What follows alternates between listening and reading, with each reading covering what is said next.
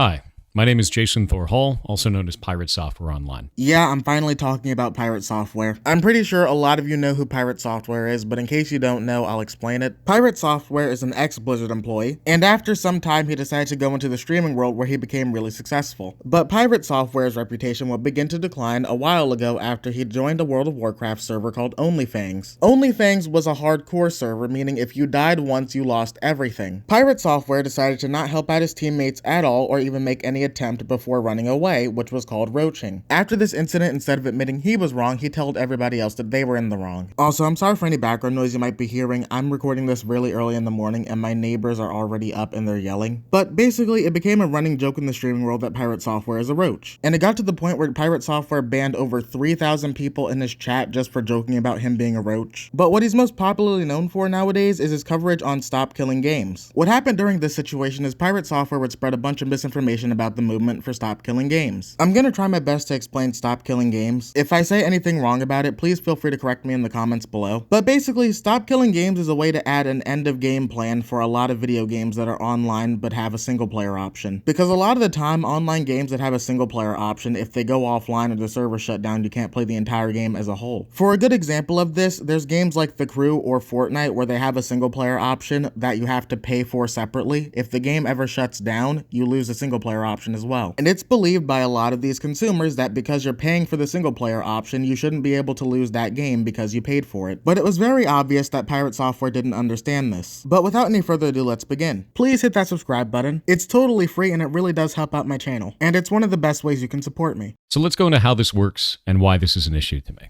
First things first, what is an initiative? So an initiative is actually not law. It is something that you put together so you can put it up in front of representatives and they can start the conversation. The reason why I have a problem with Stop Killing Games is specifically it starts the wrong conversation. If we're trying to kill off the practice of developers putting together a live service game, pitching it as a single player experience, and then taking away support in the future, this ain't it.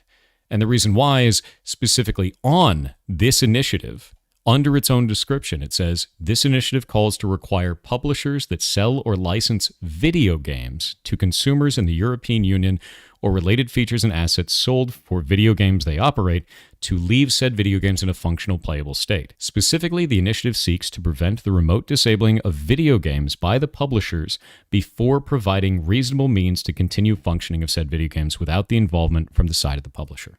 This isn't always possible in all video games, and it doesn't call out the specific practice that this is supposedly trying to defeat. Something you're probably noticing is that Pirate Software believes that Stop Killing Games is meant to turn every live service game into a single player game, which is not the case. Stop Killing Games is meant to preserve games that have a single player option. For example, Call of Duty has an offline version that you're able to play, but they also have an online version where you're able to go against other people. In Fortnite, you have Save the World, which is totally possible to be played single player. And what's common with both of those games is that you have to pay for those versions of the game. It's giving consumers what they paid for. Also, the end of life plan for a lot of these games is for games that are up and coming. We're just using current games as an example. So if we wanted to re-architect this, we'd have to take all of that server logic, push it back out into the client, and somehow make that playable in a multiplayer only video game. That doesn't make sense to me.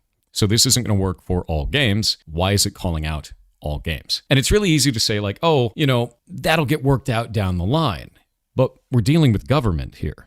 If we're going to be putting up these types of ideas, specifically in front of government, we need to be calling out the right issues. And I do believe that if there is a problem with Stop Killing Games, that people should be pointing it out, especially when this is something that we're going to be putting in front of the government. The problem a lot of people have with Pirate Software is the problem that he has with Stop Killing Games is a problem that Stop Killing Games isn't even trying to fix. It's very clear that he doesn't understand what this is supposed to be about, and he's never going to admit he's wrong because he has the personality where he believes because he worked at Blizzard that he knows more than everybody else. Due to the game's size and France's strong consumer protection laws, this represents one of the best opportunities to hold a publisher accountable for this action. If we're successful in charges being pressed against Ubisoft, this can have a ripple effect on the video games industry to prevent publishers from destroying more games. First off, I don't like the idea in this that it has a player base of 12 million people. That is not how long-running games work.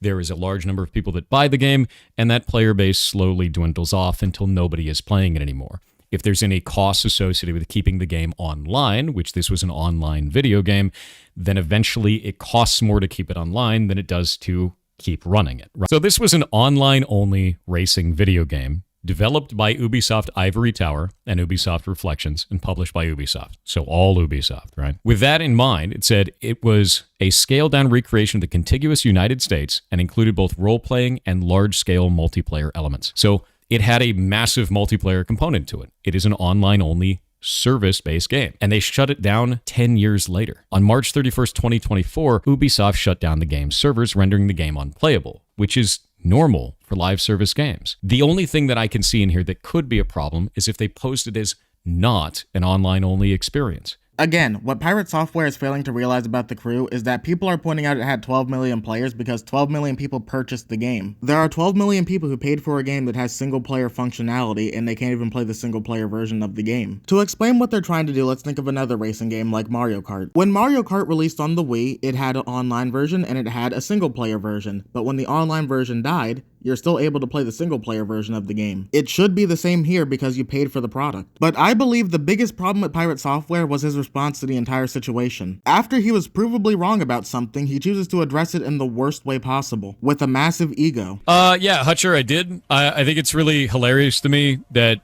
that entire community is so butt mad at me for putting out a video 10 months ago about their stuff, and then not being refuted, and now it's my fault that everything is going wrong for them. Nobody had that belief. All they said was you got your information wrong and that you were one of the biggest people who covered it. Even if this happened 10 months ago, the fact of the matter is you were still wrong. And because this is their movement, I feel like they have the right to critique you on something if you were wrong about something to get people the correct information. There's irrefutable evidence that you had a detrimental effect, a majorly damaging effect on Stop Killing Games because of your misinformation that you spread about it in 2 videos and across all your streams, and not once have you bothered to correct that record. And he has said that it hasn't been refuted in 10 months. That is fish paste. That is turbo horseradish. Go to your own comment section on your videos to see everyone refuting you, as well as the innumerable other gamers and voices out there that have taken down those talking points and debunked a lot of them and proven that you just didn't understand it. And that is the big problem. No one hates Pirate Software because he doesn't agree with Stop Killing Games. The reason so many people are angry at him, myself included here, you can disagree with the movement all you want. If you don't like the initiative, I'm not your fucking dad. You make your own choices there. But the reason so many people, myself included, do not like how Pirate Software is handling all this is he is outright refusing to just admit any level of fault. So this was my first encounter of him. Oh shit, now this is actually really dumb. It's used car salesman garbage. This is shit. It's shit. Not only do I not want to back this, I'm going to actively tell people not to. That is awful.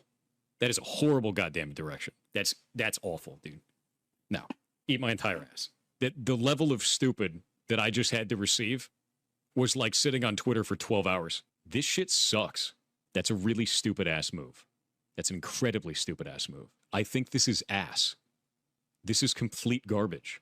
All of this can eat shit, then. I drop the mask entirely. I have no qualms about that. They can eat my entire ass. The whole thing.